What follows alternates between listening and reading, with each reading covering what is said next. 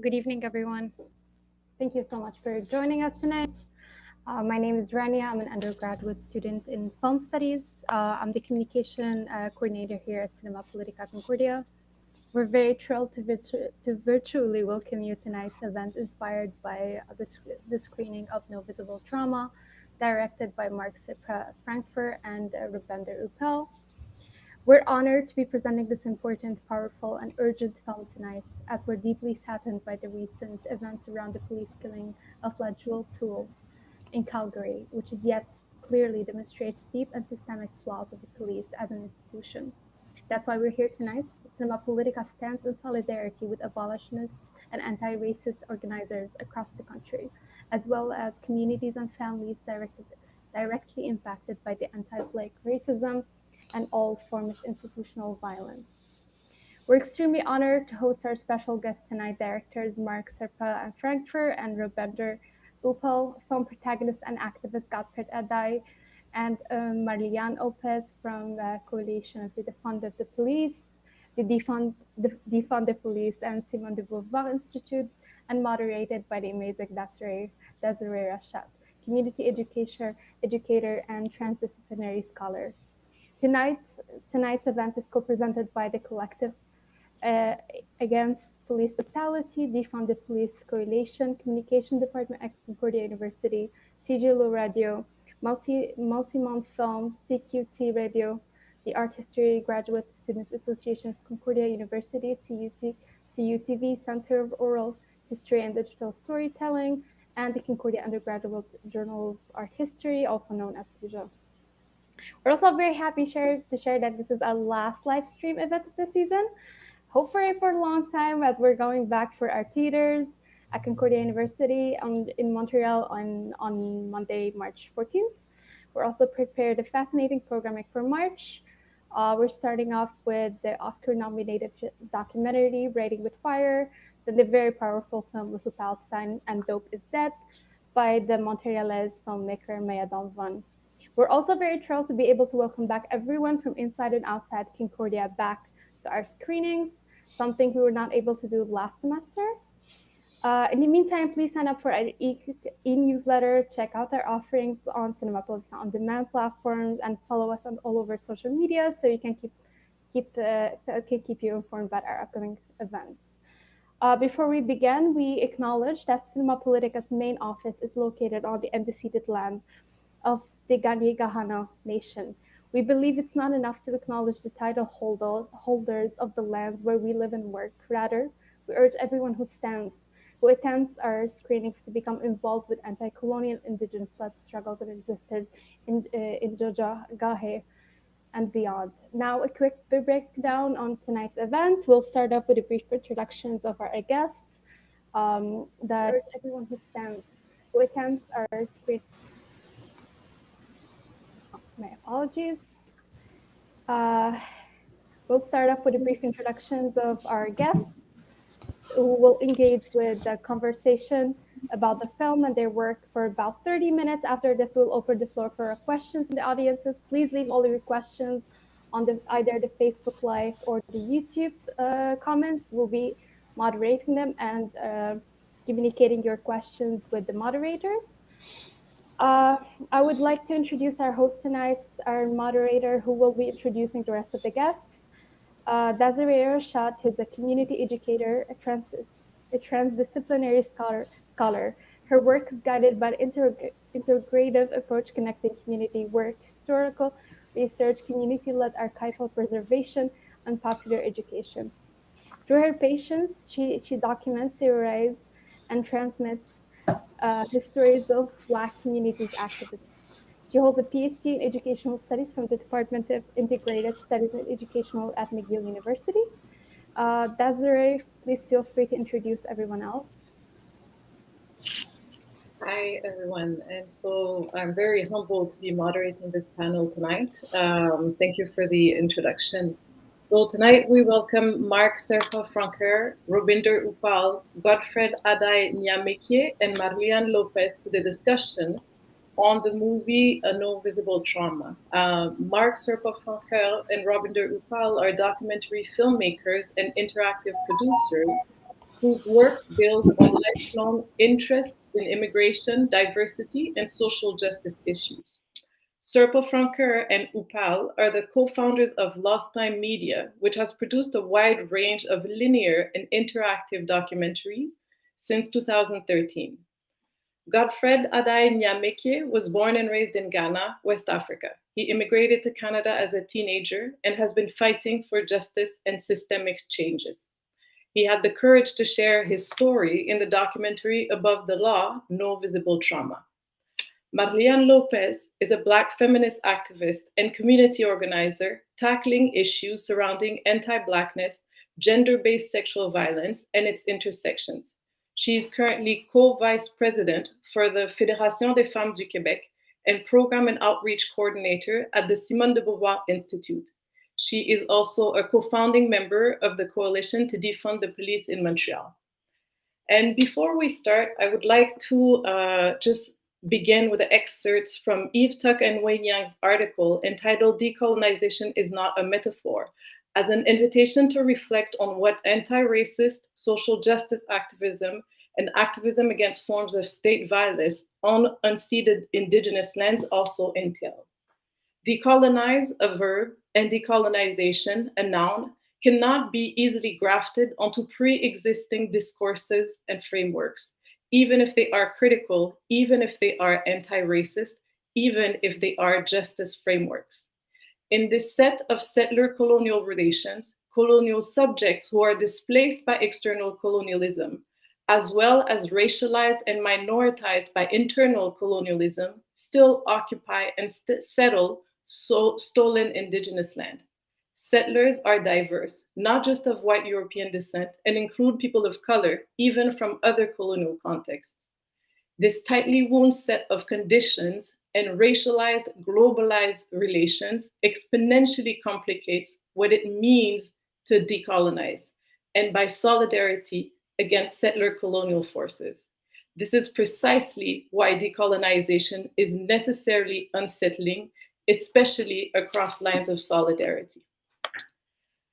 And so one of the ways I engage with current histories is with stories from our past. And on this 28th of February 2022, I thought it was important to start this conversation by retelling the story of how in the city of Montreal, where I am currently, 34 years ago, almost to this day, a crowd of about 1,000 Black community members took to the street to protest the acquittal of Constable Alain Gosset. On Sunday, February 27th, 1988, the crowd gathered in front of the parking lot of the NDG police station where Gosset had shot dead 19-year-old Anthony Griffin barely 3 months before. Gosset had faced charges of manslaughter, but was acquitted by an all-white jury a few days before the protest and was eventually temporarily reinstated in the police force. As the story reminds us, and as No Visible Trauma exposed in details, police violence has a long history in Canadian cities, as does elsewhere in other countries. No Visible Trauma actually exposes the various forms of violence engendered by the police and the legal system that often protects officers. And so I would like to invite Marc and Robinder to start this conversation by sharing with us how and why you got to making the film and how you see the role of making such a movie, of telling stories, if you'd like, in relation to the struggle against police violence. Hi, everyone. Sure, I can start us off. Thank you so much for having us. This is long to present our work at Cinema Politica. We actually, we both born and raised in Calgary. We did not come at this film with the desire of making a polemic or even just a film, broadly speaking, about the Calgary Police Service. It really all started for us with Godfred's story, and we're so glad to have him here with us tonight. When we met Godfred back in 2015, it was not long after he had been acquitted, as we see in the film, of assaulting a police officer. As we spoke to him and then started looking into the case and the materials from the trial, we were just so profoundly disturbed by what he had been through and all the myriad ways in which the system had failed, both in terms of the various criminal actions of the different police officers involved, and then, of course, the Crown prosecutors in choosing to prosecute Godfred and not any of the officers, and still to this day, any of the officers involved in what had happened to him. Jump forward a couple of years to early 2017 when we learned that charges had been announced against an officer. It wasn't immediately clear who it was, as he wasn't named, but it became clear that it was the same officer, Trevor Lindsay, who had assaulted and left another individual, in this case, Mr. Haworth, with a permanent brain injury. That was really what compelled us to start taking a look at the broader systemic issues at play, particularly because we knew that Godfred had filed in a timely fashion a formal complaint with the police department surrounding what he had been through. So how was it that this officer, given the fact that the investigation was still pending, had been left, allowed to be out on the street and to go on and do such horrible harm to somebody else? So that was really, I think, what was the instigation for us to take that broader look at the systemic problems in Calgary and in Alberta writ large. Yeah, I think, our film is really like a starting point, and we're trying to foster discussion about police accountability, and I think the film makes clear that it's really important that we do hold police officers to account, because if we don't, it's a cycle that perpetuates itself. And I think the other thing that really it made us make this film was that we realized that Calgary, with not the largest population in Canada, in both 2016 and 2018, as you see in the film, they shot and killed more people than any other city across the country. And that might make you think that maybe it's just Calgary, but actually, I mean, all across Canada, there's been an average of about 30 people shot and killed by police for the last 10 years. In England and Wales, the number is far, far, far lower for a much larger population. So Canadians have just come to accept this kind of human sacrifice of people just being shot and killed whenever they encounter police officers. And I know that, Godfred has found himself in a position to say, I'm lucky to be alive, because I don't know what would have happened to me had things gone a little differently. And, it's horrifying to think how many people have near-death experiences or are killed. And I think Latch O'Toole's death in Calgary only a few days ago really points to this culture. If you look at the comments that people post when they see these videos, they make it seem like this is the only outcome that could have happened. And I think our film and everything that we're trying to do around engagement around this film is saying there's got to be a better way, and there is a better way. We can't just look to the US and say these are problems that are happening there. They're happening in Canada, and we have to demand better from our police and from our government institutions to hold police officers who act poorly to account. Absolutely. And I think also there is a longer history, right? And so when we start to look at it, I think you center on Calgary, but each city, when you start to dig in, you realize that each city has a long history of police violence. And then you realize that every city has a history also, right? So it's part of the systemic aspect. And so what do you see the role of making such a film as part of the struggle against police violence? I can just very quickly say, I think the conversations we've had since the film came out confirm this, that there is a real value, and it's not to knock, the news item, about, oh, this and this happened, but in the detailed narratives, hearing from somebody like Godfred who went through what he went through, hearing that detailed narrative, to me as a viewer, like that, those personal stories is what sticks with me, is what, really, I think compels, the more substantive action. So I think that, I would like to think anyone who watches this film would have a hard time in saying, oh, well, these aren't problems that have, happen in Canada, because we're so used to that. And we think that's a huge problem in this country. It's like, oh, these are American problems, racism and police violence, because we have, again, these concrete examples of somebody like, Godfred and what they've been through. So as Robinder said, I think we see the film as a starting point, a kicking off point for bigger conversations. And we couldn't do that without the courage of Godfred and the others in the film, for sharing their stories and being willing to put themselves, in the spotlight, because it's, as Godfred, I'm sure, can say, it's not a comfortable position to be in. Mhm.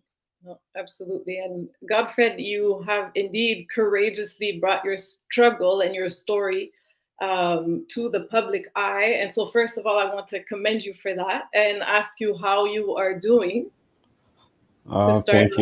Thank you. I'm doing great, just living the life day by day, just hanging out in here, not giving up in life, just staying strong. Mhm, It, mhm. it's a long fight. It's gonna be a battle, but that's what warriors are here for. Yeah. And we just spoke, Marc and Robinder spoke about their work to tell stories, but I want to learn, I want to know what has been the process and what has this meant for you to tell your story through a movie like this? How has this process of participating in this movie, what has it meant for you? It means a lot. It really means a lot. I get to share my story um, to the world. Bring some awareness um, on this police brutality issue, and um, I'm just grateful to be a part of it.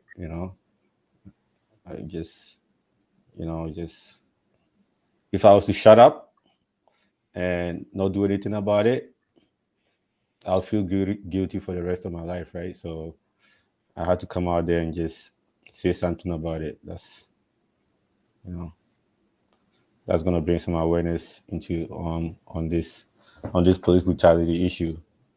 Mhm, absolutely.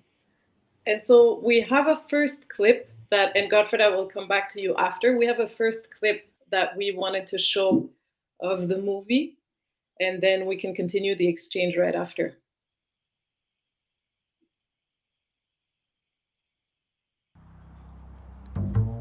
At first, I thought they were gonna drop the charge because I didn't do nothing and they don't have no evidence against me. But then after like a year or so, I spoke to my lawyer. She's like, "Yeah, this is gonna go to trial, so get ready." The only basis by which Godfred was charged with assault was that there was some sort of gesture. There was never any allegation that he'd actually hit anybody or pushed anybody or had any physical contact. Of course, I've heard before stories from people who have been charged with assaulting a police officer and have said that they, in fact, were the ones assaulted, so it wasn't anything new to me, but his demeanor really drew my attention. He kept saying, it's a construction site, there's got to have been some video there, somebody had to have a camera there, you've got to get the cameras and show what happened to me. And so that was really remarkable for me. Why would he be encouraging me to try and get evidence of what he was telling me if he were making something up?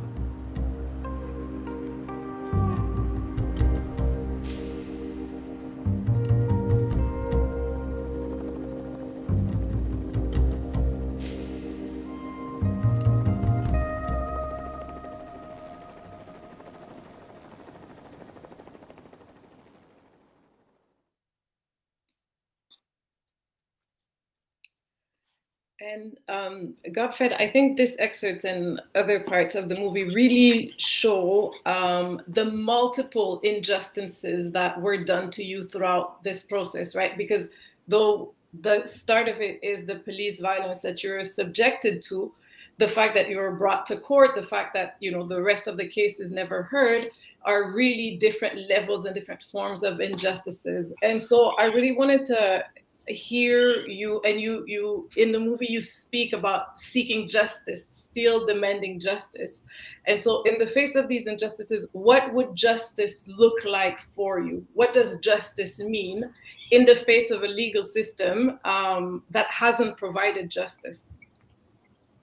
To me, it would be like, punishing the officers, charge them for the crime that they did. Mm-hmm, If I was to hit the officer, I would be charged. I didn't even touch him and I was charged.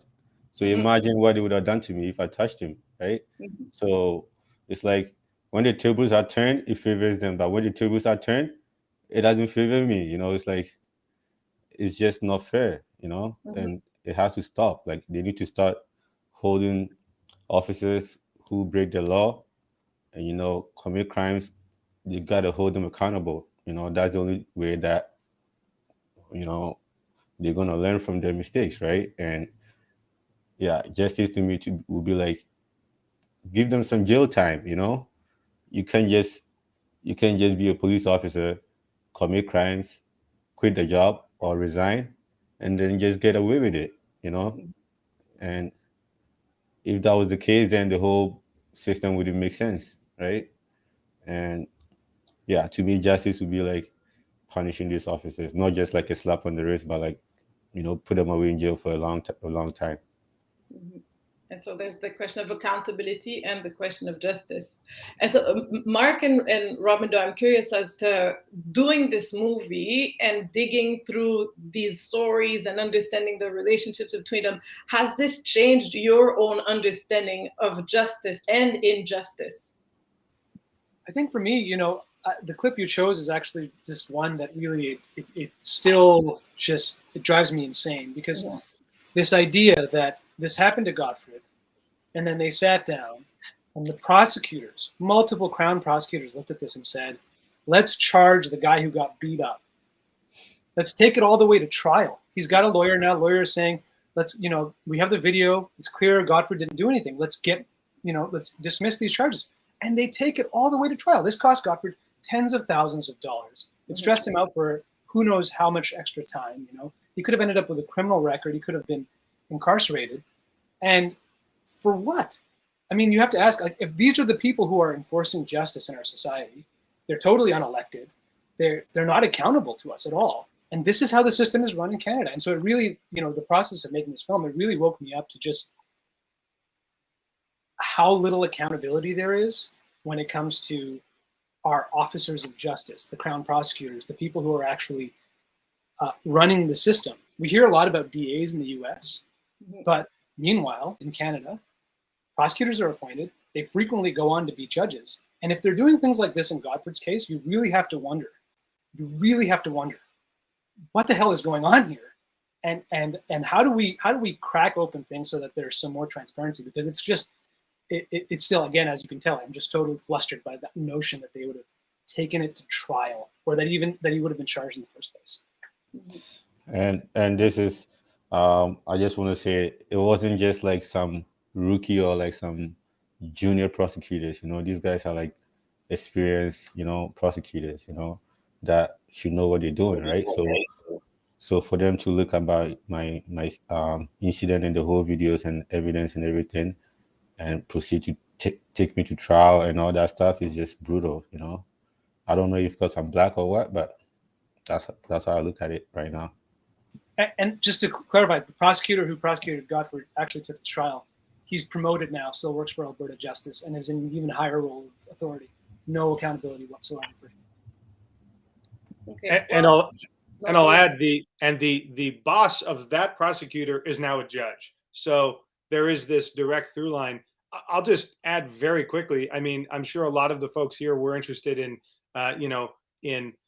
dismantling the carceral state, and that's like an inherent, to me, a twin piece in when we're discussing policing. I will say, and to echo or to borrow the words of Patrick Heffin and Anthony's father at the end of the film, he says, injustice is a terrible thing. This is, I think, when you have unaddressed crimes, specifically when we're dealing with police officers, the very people in the system in which we currently exist who are entrusted with protecting people. I mean, this is incredibly toxic, and the results are far-reaching. And I think that the impunity enjoyed by police officers and the clear double standards that we see articulated in the film are very, very damaging. So while I am not a rah-rah champion for the prison industrial complex writ large, I do think that if police officers were actually prosecuted in a meaningful sense and paid the price, so to speak, again, in the system in which we currently exist for their crimes, their fellow officers would be far, far, far less likely to behave in that kind of way. There is clearly, to me, a positive reinforcement cycle where somebody can behave like they did to Godfred, behave like we just saw in Calgary with the incident the other weekend, and again, the consequences are virtually nothing across the board. Very quickly, and I saw there's somebody in Edmonton, I'm sure they're aware that there was another shooting in Edmonton where police officers were pursuing a robbery suspect, and there was an innocent person in their home who were shot and killed by the police in Calgary. There was no less than 6 bullets from the police entered into this apartment building and actually killed somebody. And again, this is in direct contravenance of the most basic policy, which says very clearly in the Edmonton, and I'm sure this is across the board in most police departments, if not all, says like the phrasing is actually very casual. It says it's much better to let a criminal get away than it is to harm an innocent bystander. And I look at this case in Edmonton and I really wonder, I mean, if we can't get some sort of change after something like that, I mean, my God. And actually, I think this is the perfect leeway. I'd like to invite Marlihan Lopez to the conversation, because you just touched upon the question of the prison industrial system, right? And I think the movie details very well the ways in which the police that investigates the police, and the prosecution work together as a system that actually prevents police offenders from being held accountable. And so the question then becomes, is accountability even possible because of the way the system was built?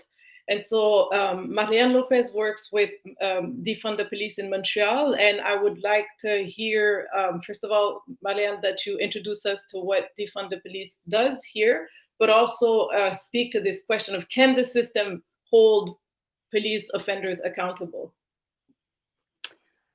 So the coalition, first of all, thanks for the invitation. The Coalition to Defund SPVM, or the police, here in Montreal, is a coalition of around over 75 organizations and collectives that are working, have been working really hard to raise awareness around prison abolition and defunding the police being a strategy within, the prison abolition framework.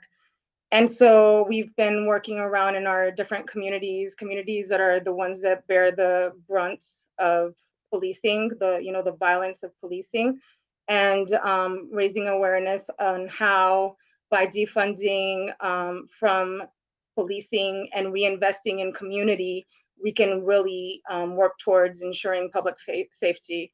And one of our objectives is to push, our communities and the city as a whole to reimagine public safety, because we've been taught that, police are there to protect us and that they're the guarantors of, public safety. But reality paints a very different picture.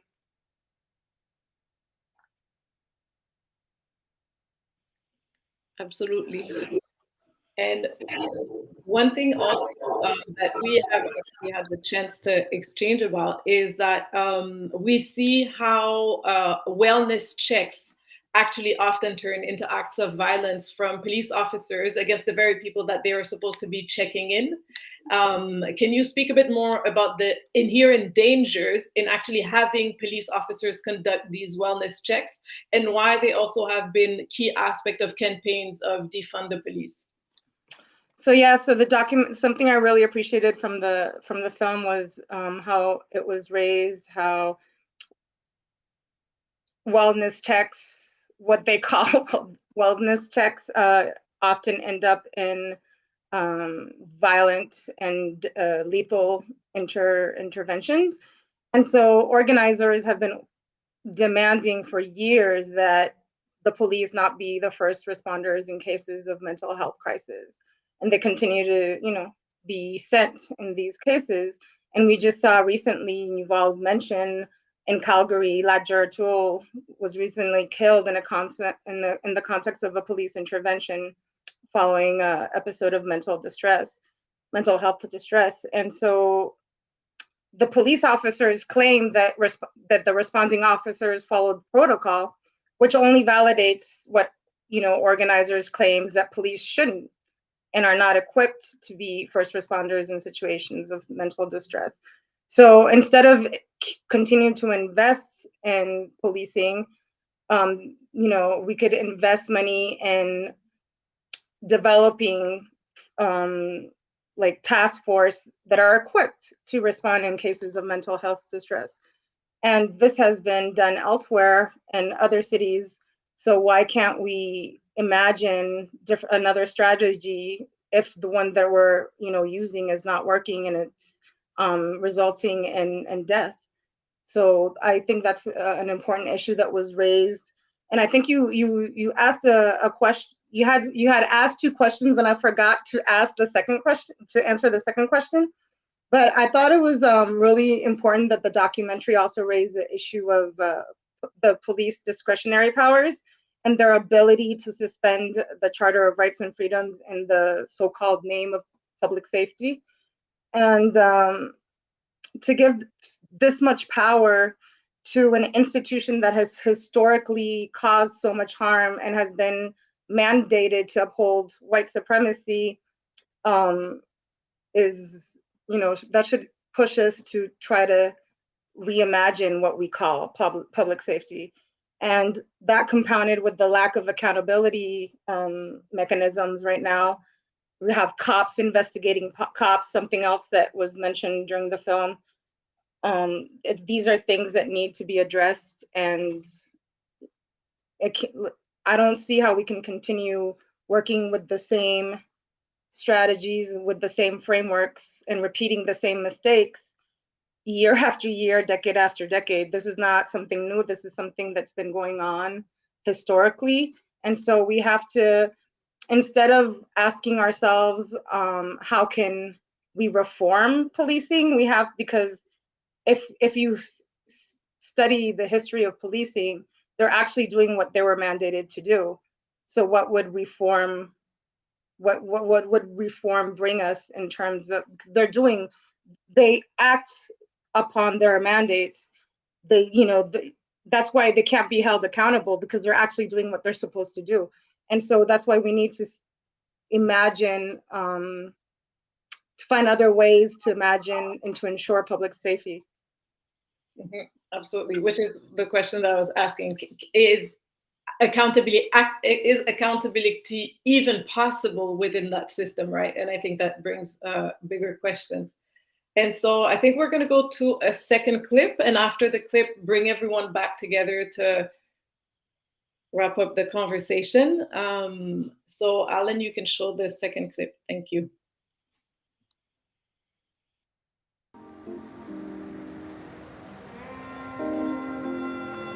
Godfred's therapy, his legal fees, there is no compensation. He's intended to just feel fortunate that he's been found not guilty and move on. I went through like 5-6 lawyers in Calgary. Nobody was willing to take on the case.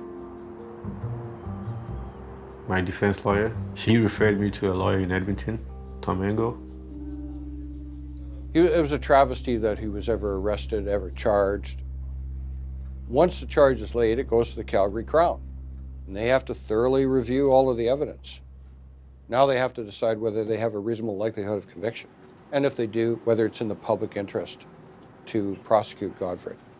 Looking at this whole scenario, is it in the public interest to prosecute this man? The answer to me would be clearly no. There's a failure there. These checks and balances, none of them worked.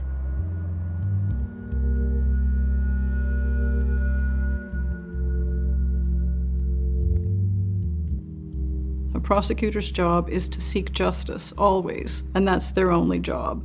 So to look at a video recording like that and feel that justice is best served by this young man who was clearly beaten severely by the police, to see that justice would be served by having that person prosecuted for having gestured at the very most to a police officer in an assaultive way,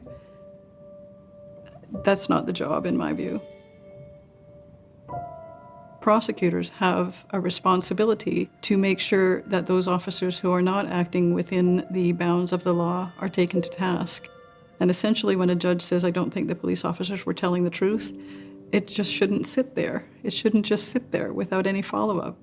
But I have no reason to think that's not exactly what happened. Crown prosecutors generally don't like to report police officers' misconduct. I got confirmation that the Crown prosecutor in Godfred's case did not report it. But I have tried for years to get the Alberta Crown Prosecution Service and the Federal Prosecution Service to adopt a policy that will require their prosecutors to report this conduct, and they have resisted. So it's very strange to me that the Crown Prosecution Service would not be rushing to implement such a policy. I mean, after all, aren't they interested in a justice system where the police officers are the best that they could be?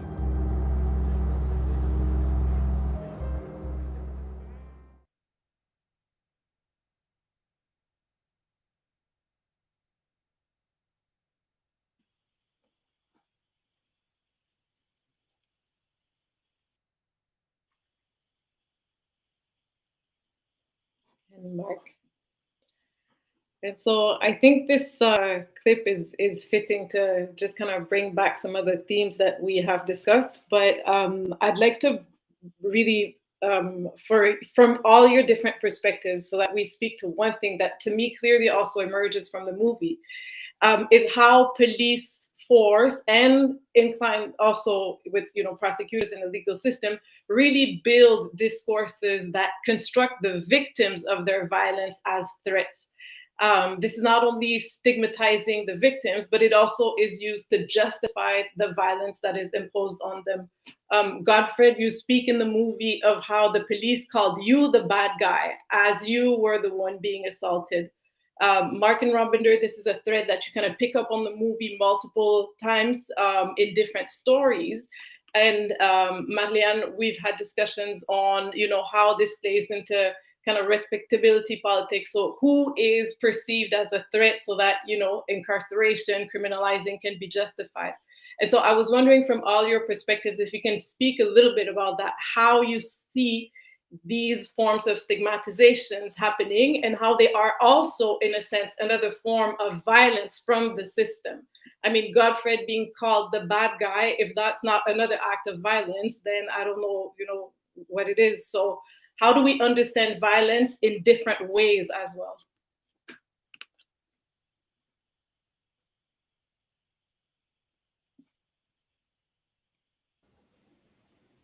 I'll jump in quickly. I think one thing that many victims of police violence have in common is this: they're dehumanized by the police. And it happens in a way very immediately when they arrive on the scene, whether it's someone who's facing a mental health crisis, whether it's someone who's been using drugs or is labeled as a drug user, whether it's a person of color or Black or Indigenous person. And I think especially in Canada, I mean, if you look at any of the numbers around how Indigenous people and Black people in particular are treated by the police, it's very clear that this is a systemic problem. And so, but it does happen to other communities as well. And I think the common thread is this dehumanization, this mentality that is baked into the system of policing. That is, we are the good guys, the police are the good guys, and everyone we encounter is probably a bad guy. And it's not about a community that we're all part of, but rather there's an us versus them mentality that you just see play out again and again. And it allows people to make very sort of violent actions permissible in their own minds. But then when you have the Crown prosecutors, the accountability bodies taking the same stances, it's very disturbing. And I think one thing that ACER does, whenever there's someone that they're trying to paint the actions of the police as justifiable, they release, if someone is found with like a broken knife or what, they take photos of it and they put it on their Twitter, and it's just, to me, just another example of how you're basically putting this out there in the public's mind that, oh, this must be a person who was trying to harm the police. Even if the person was screaming, and this actually happened, help me, and was killed by the police, you still put the pictures of the knives up on your Twitter feed so that people will immediately associate this person as some sort of offender, criminal, whatever. And I think that, you see this, calling Godfred a bad guy is another example, where you just see them using language and tactics that are essentially othering and also creating a villain out of anyone that they encounter. And it's a really big problem.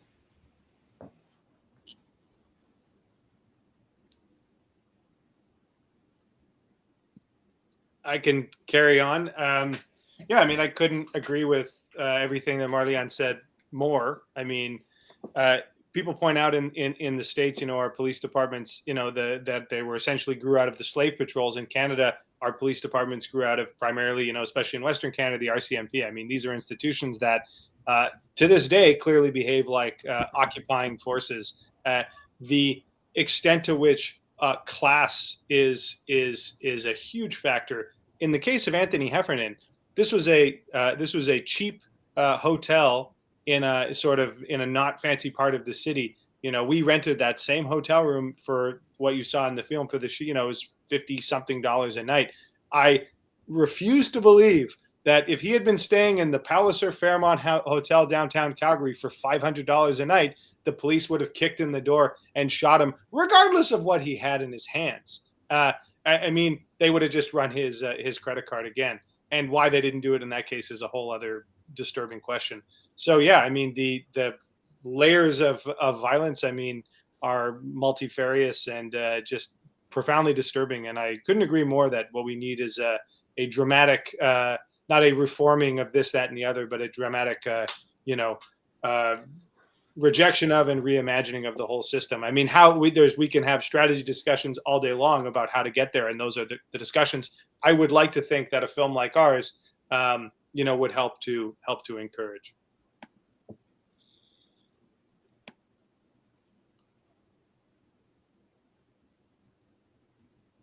Oh, Marlihan? Godfred. Go ahead. No, go ahead. Go ahead, Godfred. No, I just wanted to say, like, looking at the whole situation with the larger case, and the whole videos and everything is just so traumatizing for me. This is broad daylight, right? Like, who in their right mind will have a knife and a stick, sitting outside in the cold somewhere, like looking like he's meditating or whatever, and trying in charge of the cops? Like, who in their right mind would do that kind of stuff, right? So for them to just kill him like broad daylight when there's like people around, everybody's screaming like, don't kill him, don't shoot and all that, and they still shot and kill him. So looking at that broad daylight, and in my situation, it was just me and this guy. There was nobody around at like 3 or 4 in the morning, and this guy could have easily like killed me, right? And the police force would just cook up a story and come tell the public, hey, Godfred was high on drugs, or like he had a knife, or he did something. Like, I'll be dead. I wouldn't be dead. I wouldn't be there to be able to tell my side of the story, right? So, like, looking at the whole situation is just, it's terrible. Like, I think the CPS needs to do a better job of, dealing with the public and dealing with people with mental health issues. Like, this guy was probably like, he was a child soldier. He was probably having like episodes, like if you saw his movement, the way he was moving, like, this guy is moving like he's in the Matrix or something, like, and it's just, the whole video is just disturbing. It's just like, it's CPS, I think it's just getting worse and worse and worse every year, Like, I was thinking maybe this documentary might slow them down, bring some changes in the police force or whatnot, but it seems like it's getting worse. Things are getting worse and worse and worse. And I'll just add to that, what I find, one of many things I find so crazy is the police chief, the best he could say as an excuse essentially for what happened is, oh, well, the call that we got, the police were not responding to a mental health call. It was a call of assault. Hold on a sec. You're telling me, like, if I call and say whatever particular thing, that the police arriving, again, in force, multiple units, don't have the capacity to arrive on the ground and make an assessment about what the situation is? Like, that's what's determining the behavior? I mean, what a just a brutal lack of any sort of, I mean, to me, what a demonstration of their own uselessness and inutility, other than that excuse. Well, we got a call for an assault. What does that have to do with anything? Get out of here. Terrible. But sorry. Mm-hmm. I saw a video where the guy was holding a knife in one hand and blah, blah, blah. And the police shot him with the rubber bullets. And that's when he dropped the knife. So I'm thinking to myself, you shot the guy and then he dropped the most dangerous weapon that he had on him. He dropped it. And he had just a stick that he had. So for you to shoot him and kill him, like, oh my goodness, it's just, yeah. And I'll, sorry, and I don't want to take up so much time, but Anissa pointed out somebody said that he was holding a machete. Even if he were, everybody look up a clip on YouTube that says UK police disarm man with machete. Okay, there's an instance of a guy with a machete in the street. Did he end up killed? No, using essentially like full body shields, they kind of like corralled him or whatever and waited to calm down. I mean, the excuses that are given in this country, the standards for policing. Oh well, you know, Anthony Heffron, maybe he had a little needle in his hand, which is dubious, or Latjo had a knife. I mean, the notion that requires somebody to be killed, I think, is we absolutely need to reject the argument that is the only way to deal with the situation, because it's absolutely not the case. Just to add, it's important to also point out that this speaks to the historical weaponization of Black bodies. You know, we see it when police kill Black children, and the way that, you know, the media portrays these killings, we see them in every violent interaction that police have that involves Black folks. It's the weaponization and the dehumanization of, you know, our bodies, and it's something that is also that, you know, is compounded.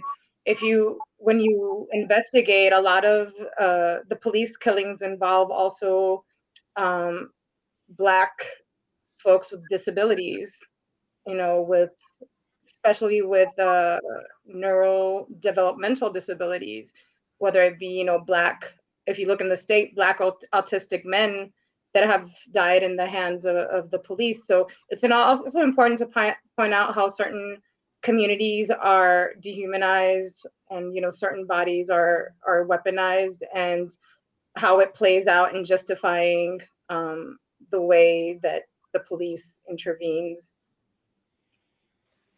Absolutely. And as we continue, I also just want to invite, if anyone in the public has questions, you can either share them with our team on Facebook or in the chat. But something that strikes me about Marc, you know, when you were talking about is that really, you know, the kind of the way to go. I think it echoes back to what Marlihan was saying earlier, is that isn't that the actual answer of the police? You know what I mean? So we keep on being surprised, like it's a shocking that they wouldn't think of any other way of intervening, but isn't it actually how their system is built, you know?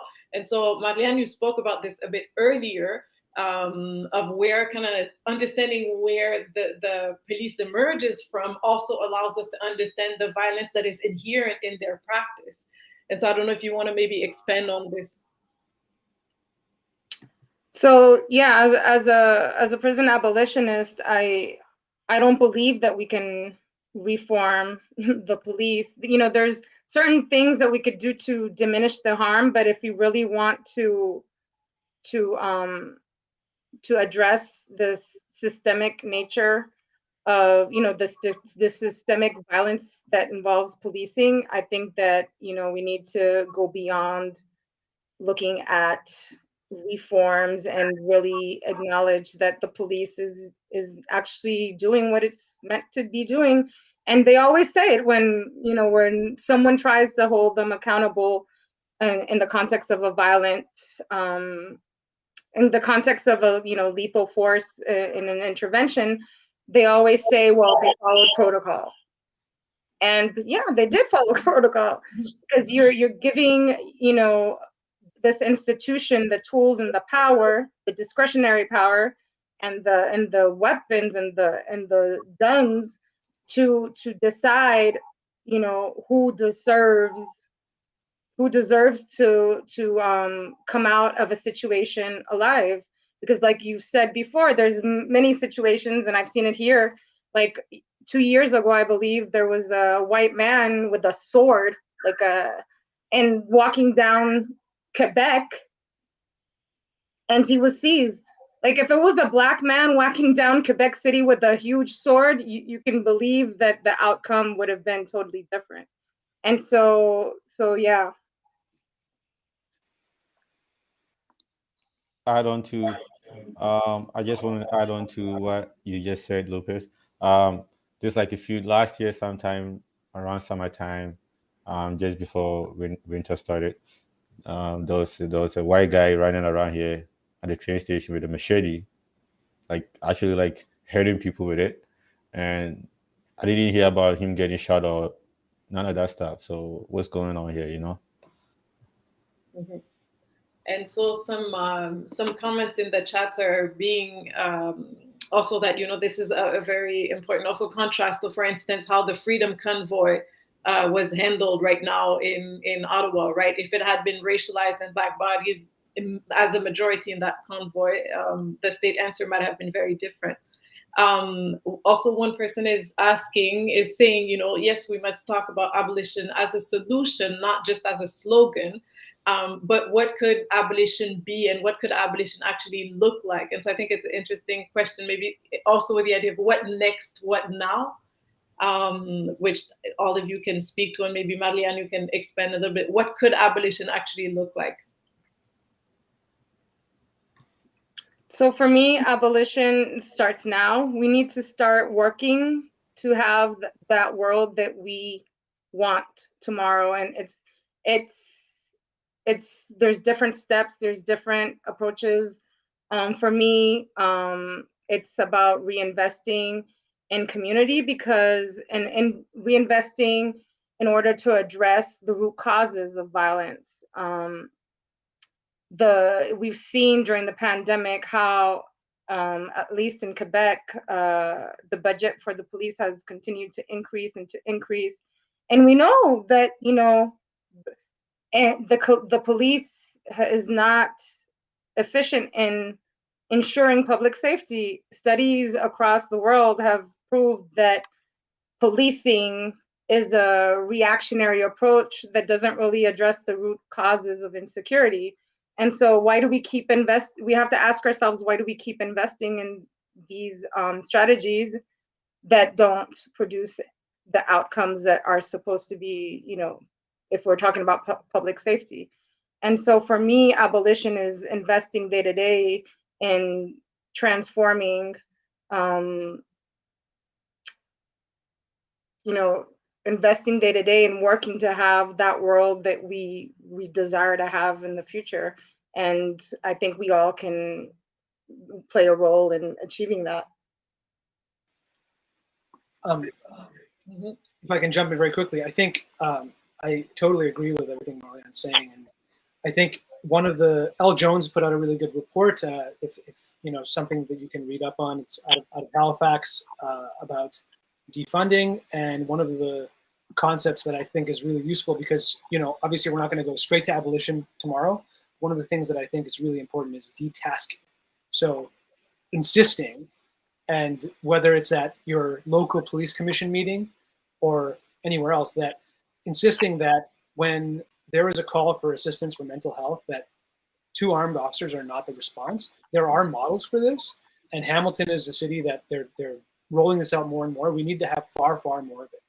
And when you look at the number of calls that are associated with some sort of addiction issue, or someone having a mental health crisis, or even someone who's in need of a social worker and not an officer, we realize that many of the things that we want could be started by detasking, and then moving forward, once you have detasked many of the things that the police are currently doing, and we can start talking about, you know, what does a different institution altogether look like? Because I agree that it seems irreparably broken.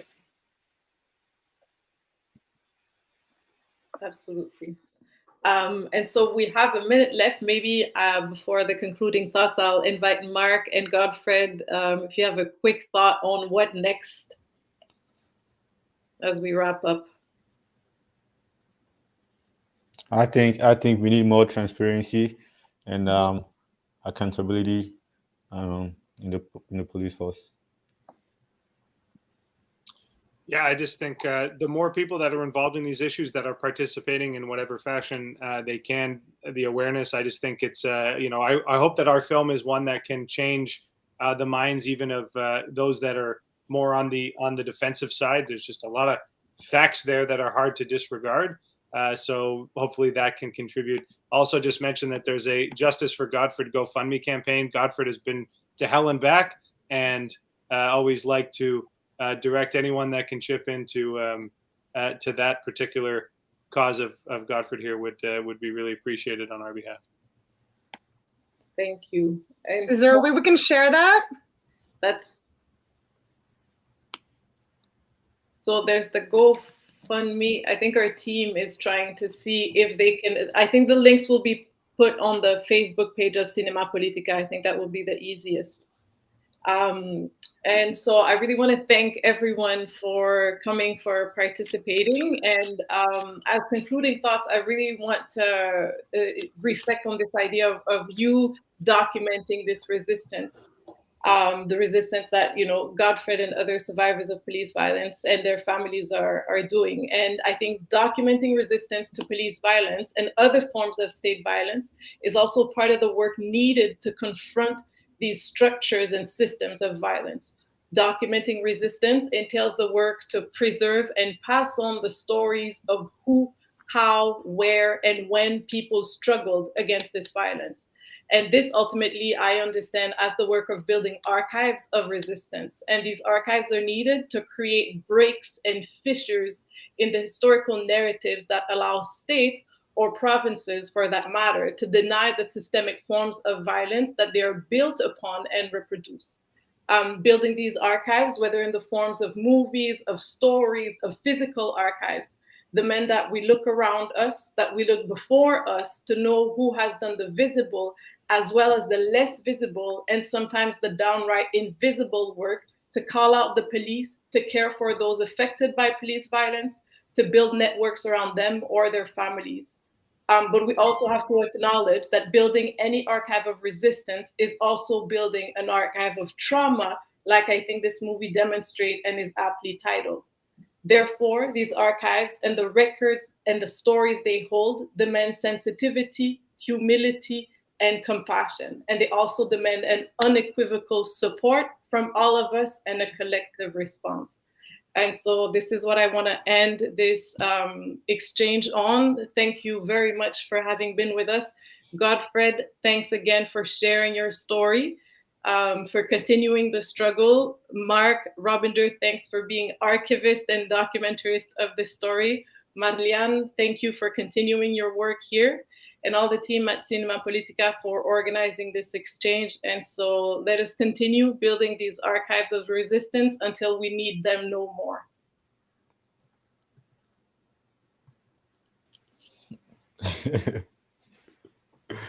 Thank you. Yeah, thanks for having us. Thank you. Thank you so much.